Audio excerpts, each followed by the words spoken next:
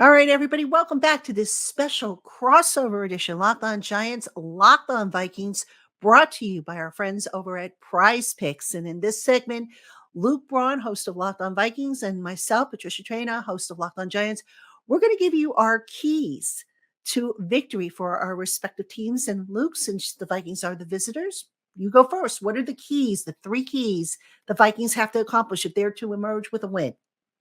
I think the best way to do it is to make Daniel Jones fall apart. As you have alluded to in camp, if you can get him rattled, and they're going to send the world at him all the time, right? So if you can get him rattled enough to either totally shrink down into a 2 yards a pop kind of, check downs only offense, or force, run through his patience and get him to start forcing the issue and making mistakes. I think that's the best way to do this. Generate turnovers, generate chaos. Keep them from that Malik Neighbors go ball down the sideline against a corner that, hasn't been good in 3 years. Keep that out of there by getting so much pressure on them that they can't throw a 30-yard pass because they don't have time to wait for it to develop. They can't do deep downfield concepts that are going to attack some of the zone coverages they'll see there. That pressure is going to be everything. And if they're going to win, that means they're going to have to immediately get like the defensive line. It's optimistic because they did quite a lot. They spent a first round pick. They spent the most money on D-line in free agency versus any other position. They went hard at their D-line, but we have to see proof of concept now. And if the Giants O-line is a question mark, then it's like, okay, if you can't get pressure on these guys, you're not, then we got a big problem. If that's going to be the mismatch, so they have to take so much advantage of the mismatch that's in their favor that the Giants can't take advantage of the mismatches that aren't in their favor.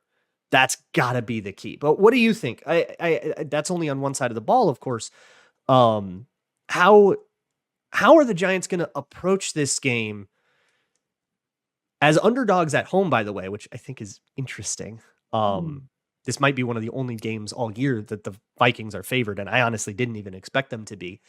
So how will the Giants approach this game in a way that gives them the best chance to win?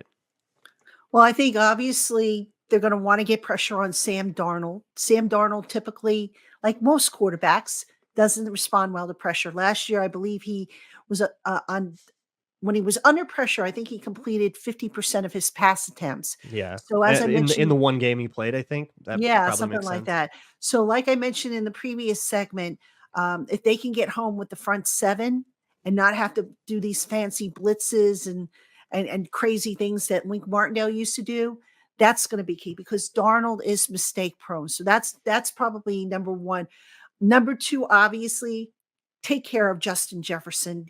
Get him to where you're not going to necessarily stop him, but if you can neutralize him to where he doesn't have fantasy football type numbers on you, that's going to be absolutely key, I think, for the Giants. And as I mentioned in the last segment, that defensive secondary worries me. Even with the addition of Adoree Jackson, who we don't know if he's going to be ready to play 60 snaps plus, that defensive secondary, until I see a better showing. And I saw them against the Jets in the joint practice and against the Jets also in the preseason game.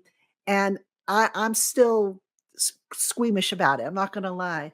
And then, of course, the other side of the ball for the Giants, Daniel Jones, he's got to play a clean game.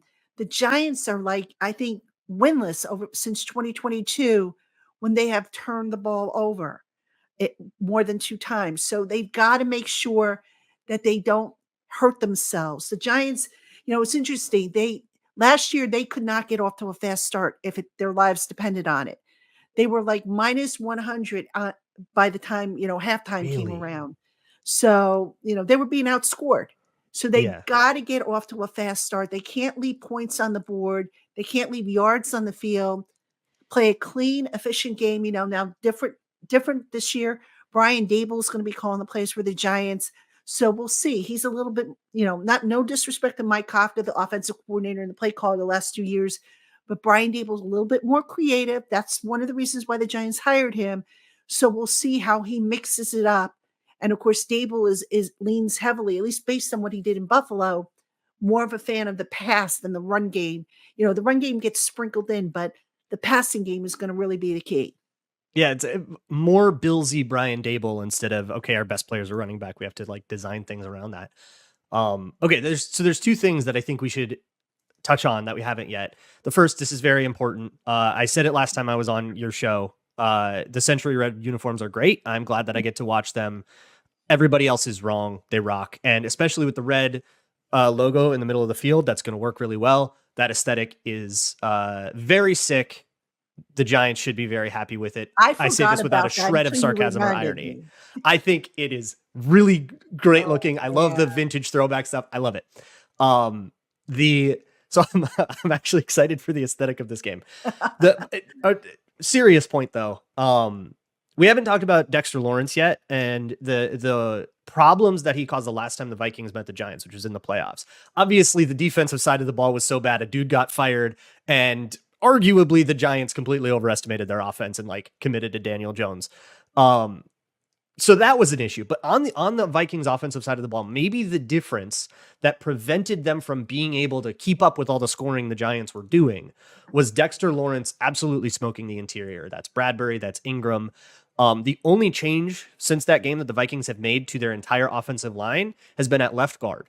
And that's a guy named Blake Brandel, who has been a backup the whole time, who's getting a basically uncontested starting role. Everybody's really raising an eyebrow on it, but the Vikings swear by it. They say he's got this. They even signed Dalton Reisner, who they kind of brought in to be a de facto Ezra Cleveland replacement. They traded Cleveland to the Jaguars, and now Reisner's hurt, but it did not appear like he was going to be competing really seriously for that job anyways. Like he was given very much a backup contract. So Blake Brandel, starting left guard, and the other two guys that Dexter Lawrence absolutely made mincemeat of last time. So if you're looking for a way to get pressure up the interior there with Dexter Lawrence, he might be the key of keys on that defense. Yeah, I mean, the guy is coming off a second straight Pro Bowl. He was a second team All-Pro. Best player they have on defense. No question Arguably the best about it. player at that position now that Aaron Donald's out. Like, I Yeah, think you can make that argument because definitely so top many two. nose tackles don't do anything in pass rush. Yeah. And Yeah. Dexter Lawrence, not only does he do stuff in pass rush, sometimes he's the focal point of the pass rush. That's so weird. Offenses aren't used to that. I know. I'm not used to seeing that either. Yeah. It's actually quite nice to see, actually. Yeah. All right. So, Luke, before we say goodbye to everybody, I'm not going to ask you for a score, but who wins the game Sunday? I guess I'll go with the Vikings because they're favored, and but I genuinely I have no earthly idea. There are so many variables and question marks. There's, hey, both of us feel pretty bad about our secondary, but we're not sure. Both of us feel weird about our QBs, but we're not sure. We're weird about the O-lines, but we're not sure. Like everything, we have a vibe, but what's real and what isn't is going to come out. But I do think that by the end of like the first quarter, we'll get a sense for exactly what's real and what isn't, and we'll have a much easier time kind of gathering the vibe of the game, like pretty early. All right. I'm going to just come right out and say it and call me a homer if you have to. I think the Giants win this one. Sure. I mean, if they don't, like I said, they've got to get off to a strong start for this season. But, I think if you look through the matchups, you look through, who has the competitive edge. I think the Giants, that defensive front, hands down, I think they have the edge over the offensive line of the Vikings. I mentioned my concerns with the defensive secondary. That defensive front can get the job done. It could be a fun afternoon. Then it's just a matter of, can Daniel Jones in the passing game click and do what they need to do? Can they open up holes for the running game and make for a balanced offense? But I'm going to go with the Giants. Why not? Hey, right? Can't hold that against you. We'll see what happens. It's going to be a weird one. I'm glad this one's not on prime time. Everybody, please look away from this game. I do not think this is going to be the prettiest football that we see out of these teams this decade. Well, unlike you, I'm not a fan of the red look, but it is what it is. I totally forgot about that until you mentioned it. I'm like, oh yeah, that's right. They're playing those uniforms. Yeah, they got the throwback logo and everything, harking back to pre-war days. Yeah, beautiful. It'll be weird for sure.